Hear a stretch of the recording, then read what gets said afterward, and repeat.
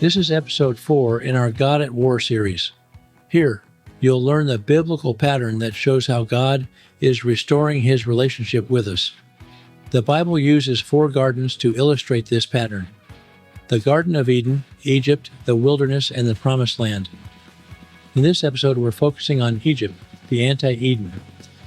In Eden, God provided all their needs, but in Egypt, the people labored under taskmasters. And instead of exercising dominion as God's delegated rulers, they served Pharaoh as slaves. Let's open the Word and see what biblical Egypt reveals about our lives today. Okay, so today we're going to talk about Egypt and how it relates both from a biblical perspective and also today and from the Bible. So the first question will be, how is Egypt depicted as the anti-Garden of Eden? When we look at the idea of anti-garden, then obviously we're saying that the Garden of Eden is the proto-garden. It is the example of what a garden should be. Mm-hmm. So then to say that Egypt is the anti-garden, we're saying it's the exact opposite of what a garden should be. So the proto is like a prototype or the model? Yes. Okay. So the Garden of Eden, so Eden means paradise essentially. So the paradise, the Garden of Paradise is the model. So how is Egypt the opposite of the model? Right. So then we have to look at the model and say, well, what characteristics make this paradise? And number one, most of all, is that God is there amongst his people. So God walks among in Genesis 3:8, I believe it is, we're told that God walked among Adam and Eve. So he's there, he's able to reside with them, they're able to reside with him. Then also, God planted the garden and stuck humanity in it. So it wasn't humanity's job to make a garden for God. God made a garden for humanity, and he gave them all the things and said it was good, except for the tree of knowledge of good and evil. Don't eat from it. You could eat every other tree. The other tree that was in the middle was the tree of life. You could absolutely eat from the tree of life. So it also has the river of life. It is also the proto-sanctuary. It's the first holy ground. So it has abundance of food, abundance of water, and it has God's presence. So that's what makes it the paradise. Yeah, that was what makes it the model. Yes. But I've never thought about this before until you were just talking, that God created the garden, he planted the garden, and everything was good except one thing, the tree of the knowledge of good and evil. So God planted that tree? Mm-hmm. Never thought about that before. Yeah, so that's the tree of testing. Yeah. And the reason why I test, because eventually eating from the tree of knowledge of good and evil is something that they would do. The way that you can look at it is, even though Adam and Eve are adults, they're children in the sense of understanding the world. So just as children have to trust their parents, and then as they grow older and they've walked with their parents, then they're given the ability to reason on their own. Adam and Eve hadn't reached that spot yet. And in that, they chose to not listen to God, their Father, right, and to believe that they knew better and their reasoning skills would be better. And essentially, they could make a better world than God could make. And that's what brings us to the Garden of Egypt. So, good transition. But I'm not ready to let it go yet. So, by planting that tree of the knowledge of good and evil, it was like God saying, I'm not going to make robots. I'm going to make people that have a choice. And this is the choice. And, I encourage you not to make that choice, but you have to have the freedom to make that choice. Yes. Okay. Now, when we get to the end of this series, when we talk about paradise fulfilled in the either the millennium or after the millennium, I want to talk about whether or not we still have that choice, whether there's still a tree of the knowledge of good and evil kind of choice to be made then. But let's save it for then, because I don't want to get too much into that philosophical thing today.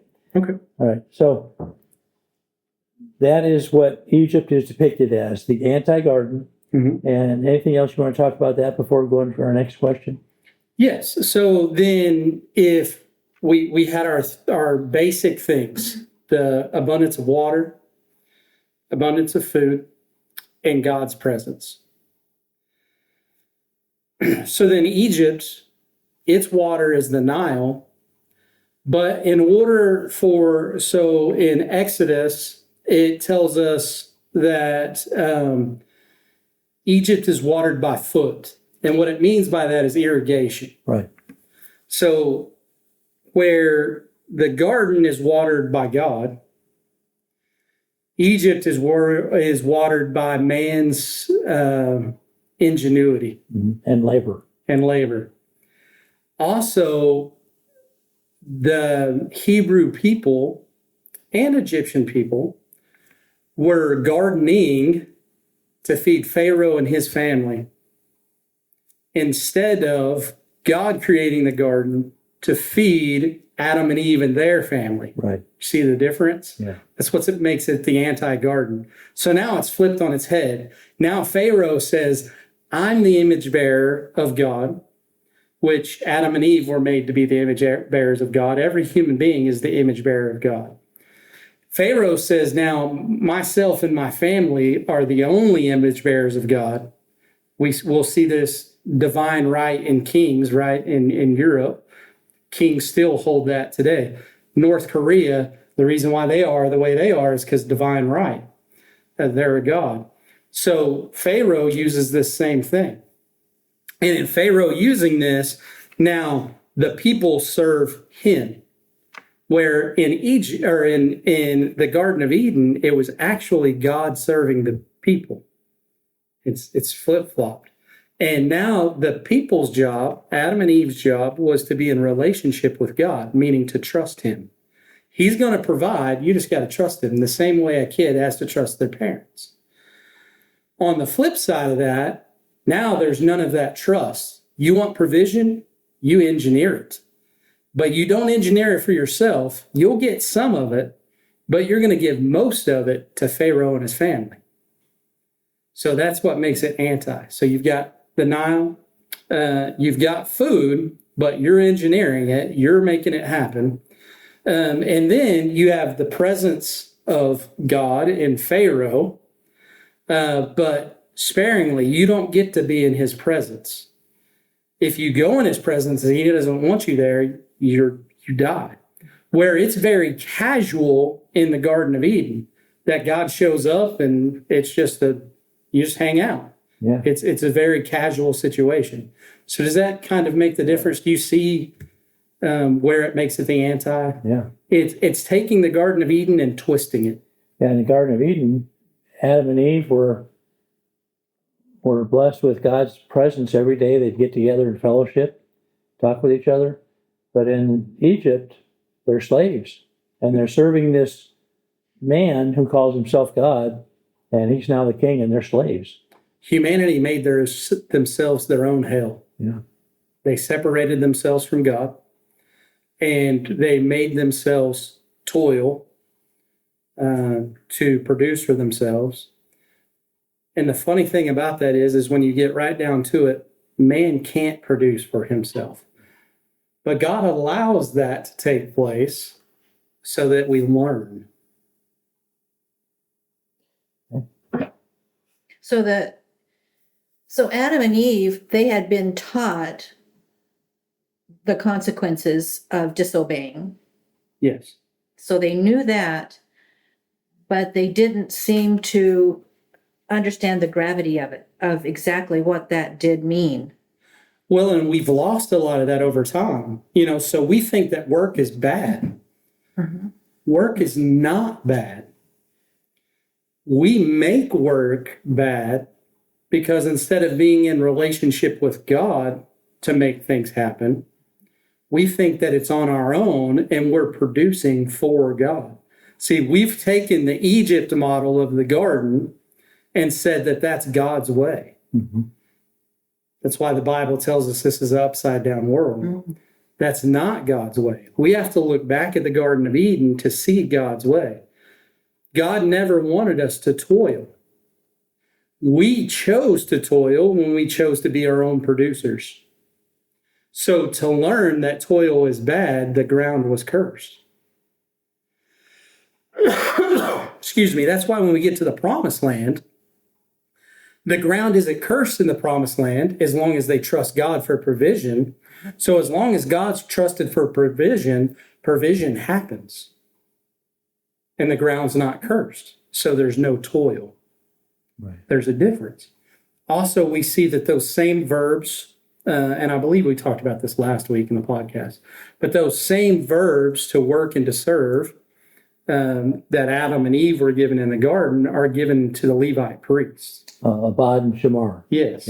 Yeah. And so that's God over and over pointing out through this garden idea of how life is really supposed to take place. Yeah, the first one, Abad, is the one that means to serve, as one of the meanings is the Levitical service in the priest, the temple. Yes. Okay. And that's relationship. Yeah. To protect it then is Shamar. And that's just to keep evil out, which Right. they did not do. Right. To keep it holy. Right. So if they would have done that in the Garden of Eden, they would have basically, when the serpent tried to tempt Eve, they would have recognized that and exiled him or whatever. Yeah, if they kept it, right? If they protected it like they were supposed to and said, get out of here. Yeah. You're going against God. This is God's domain. Get out. Yeah. Everything would have been great. Right. They would have made the right choice and things would have been different from then on. Yes. Okay. I don't know if you want to get off into this in this podcast, but Joseph in Egypt, I have mixed feelings about that because on the one hand, God gave him the dream and all that and wisdom to interpret it. But on the other hand, he really served Pharaoh in setting up these storehouses. And then he was the agent of Pharaoh to basically impoverish everybody in Pharaoh's interest. We can talk about that. Okay. So if you want to, go ahead and explain those catchphrases that you said about Egypt, and then we'll go from there. Okay, so a few notes I had from reading your dissertation. In Egypt, we had abundance without covenant, presence without intimacy, and worship replaced by the management. Talked about Abad and Shamar already, to serve and to guard in the garden, and how that was turned around in Egypt, to where serving and guarding became slavery and building temples to false gods. The Exodus is a judgment and a recreation. So the Exodus out of Egypt for the Jews, or I should say for Israel, was a judgment against the gods of Egypt and a recreation in the same symbols and types as in Eden. So it was a lot of those words and models and motifs were recreated. It undoes the anti-garden and it brings Israel into the wilderness, which is a redemptive restart. Then I had notes about Joseph and God's provision during the 7 years of plenty becomes Pharaoh's property. And Joseph helped him build the storehouses to store all this grain. And then Joseph becomes the agent of Pharaoh to impoverish and enslave not only Israel, but all the people of Egypt and even the nations that came for food during the drought. So Joseph becomes the mediator of life and death, and the people who came during the drought for food, they traded their freedom for food. So here's where the cynical saying of no good deed goes unpunished. And what really happens here is, I don't know Pharaoh's heart in the situation, but Joseph's heart is in the right place in the situation. But what does take place is because God allows Egypt to have the provision and the foresight to be prepared for famine and allows them to then give to the rest of the world, Egypt is now going to use these storehouses as essential temples to Pharaoh.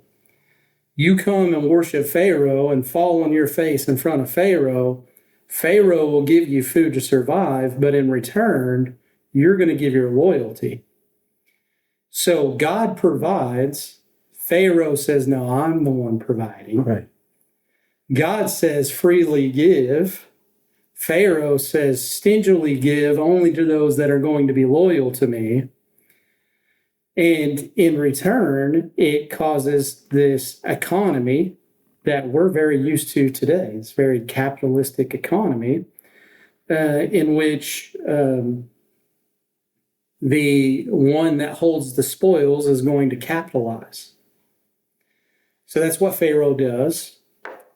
That's not what God meant for him to do, but it seals Egypt's fate. Because God gave the dream to Pharaoh, and he gave Joseph the interpretation. Pharaoh enabled Joseph then to become the manager to manage this interpretation. Pharaoh should have said, God blessed us, and God is the one that gave us this wisdom. Therefore, I'm going to worship your God. Yeah, so I want you to think about this. Pharaoh is the image bearer of Ra, the sun god. Joseph is the image bearer of Yahweh, the God of all creation. Joseph, the image bearer of Yahweh, interprets the dream, makes Egypt not starve, essentially sets Egypt up to be the most powerful nation in the world. Right. They could have stayed the most powerful nation in the world if they would have chose to follow the image bearer of Yahweh and not the fake image bearer of sun god Ra. Right. But instead, they chose to keep up this fake false facade and to hold people captured into this economy of grain in which they created by having these storehouses. So they gave out loans and kept people tied to those loans. That's an economy we're very used to today. Right. Very true. Okay, so remember that, because in the third question I want to ask, that's going to be, how does this relate today? And this is one of the points probably we'll talk about. All right. Anything else on? No, I think that, Okay. Vic, you got any questions on it, or does that make it clear? No, it's clear. And it is clear. It is, you can see a lot more I know you're going to talk about that later, so I wasn't going to say anything, but in faith, having that faith in God, knowing that even though we don't see the outcome of our situations or whatever, we know that he has the best outcome there could be if we can just follow what he tells us to do. So it's a big, Very simple. it sounds very simple, but sometimes it's not quite as easy as it sounds. All right, so that was talking about how Egypt is depicted as the anti-Garden of Eden. Now, second question is, how this depiction is manifested today. Yeah. So when we look at the Garden of Egypt, the anti-garden. Joseph and Pharaoh in that whole situation is depicted clearly in the world today in the fact of still, who are we going to trust in? A government or Yahweh? And that sets up the whole system. I laugh at like the simplest things where people just say, well, I'm just going to go ahead and say it. Like it's their choice to have breath in their lungs. Without realizing, because that's just the way we think, right? The breath that's in my lungs is my choice. And it sort of is, but it's in a relationship. God has to give you that breath, in which for then you to decide how you're going to use that breath. But it's a relationship whether you realize it or not. There is nothing in this world that's not a relationship. And so going back to the tree of good and evil, the whole point is to create a relationship that is purely trustworthy, purely love, not robotic. And so you do have a choice. God does provide you with breath, and it's then up to your choice on how you use it. Because he allows that to happen because he wants relationship, and that's the only way it can take place. So people then have learned how to manipulate that. So since it's known that we need food, water, clothing, shelter, which is what we see in the garden, it's what we see in the anti-garden, what we see is a different way of supplying that. So in the garden, it's freely supplied. In Egypt, it comes with a price. In the world today, is it freely supplied or does it come with a price? Comes with a price. Yeah. Who do you have to look to? For example, is there a difference between an American and a Mexican if you put them under a microscope? No. No difference, right? Right. Davy Thompson just wrote a great song that we all bleed red blood. So you have no idea. What's different is which country we live in, what geography we live in, what government we live under. Mm-hmm. And so the average American makes $100 a day. The average Mexican makes $15 a day. So we all bleed red blood, but because of the government in which we live under and the geography in which we live in, we have a different lifestyle. So when we look at Egypt, Egypt was to supply to the world in order so that the world had the provision that it needed. So some people would look at this and say, well, that's socialist or communist. But that has a connotation of a dictatorship of a non-perfect human being handing this out. Under God's provision, God is the one making the decisions. God is the one providing. All we're doing is following. So as Jesus said, I do what I see my Father do. That is a huge difference. There's not a human being making the decision. God is making the decision, and we're choosing to follow that decision. Now, that's where it's very difficult, right? But what everybody sees in that is God provides and I can make a profit.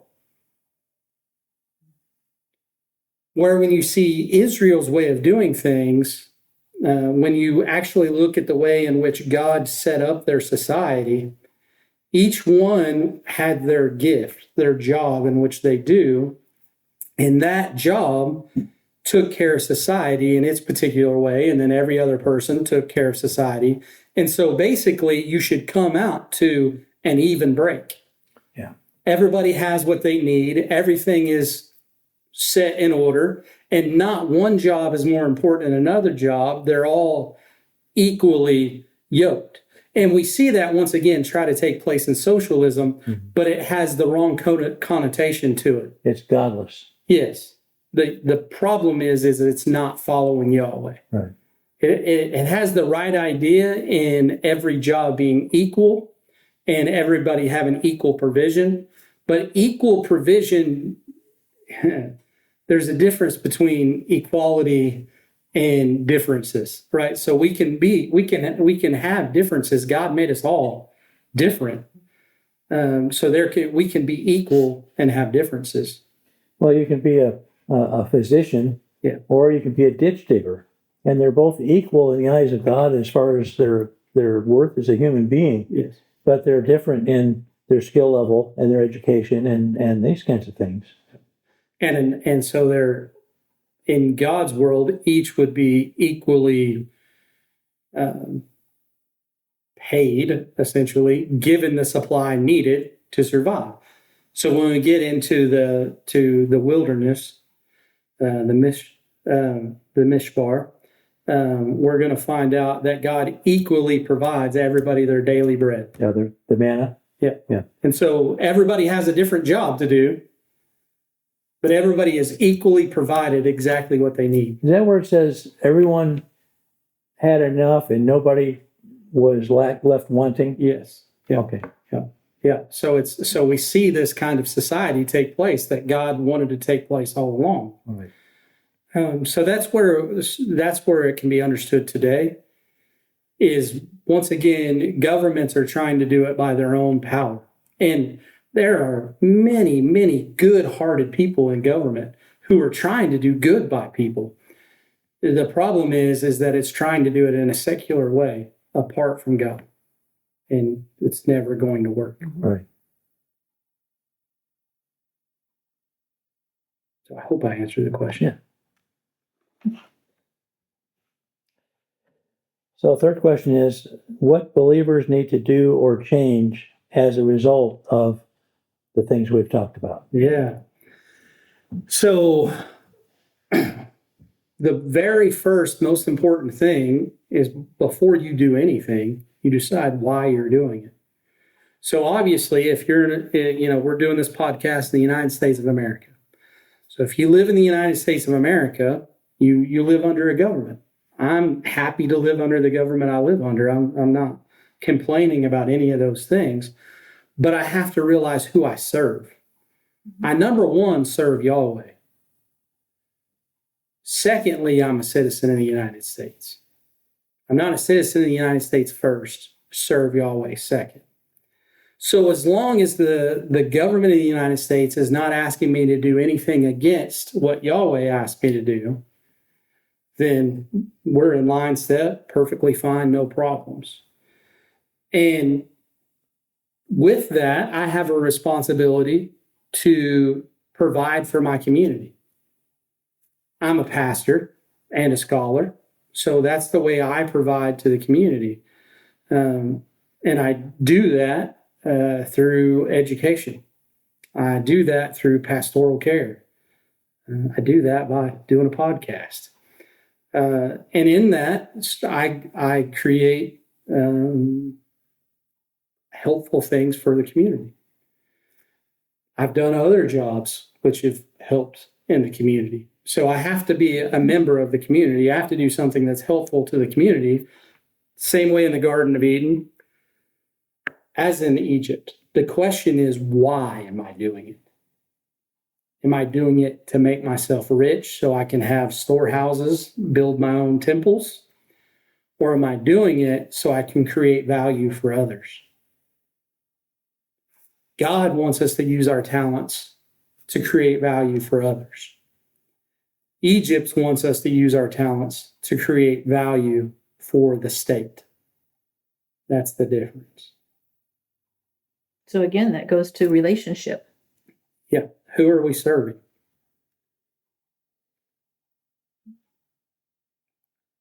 Okay. Yeah. And they can look very similar. Like that's the you don't, and nothing against the Amish, but you don't have to be Amish. God's not asking us to be separated from the world in the sense of not living in it. He wants us to be the light of the world. He wants us to make the world a better place. He wants us to make the world the Garden of Eden. The only way to do that is to do the same work that you do today for a different reason. If your work makes you rich, help others. If your work barely gets you by, help others in service, not in monetary. There's more than one way to help. There's more than one way to create value. But at the end of the day, read Ecclesiastes. We're all going to die, and where are your storehouses going to go? Yeah, Jesus talked about storing up treasure in heaven. And the way that you do that is creating value for your community, not value for yourself.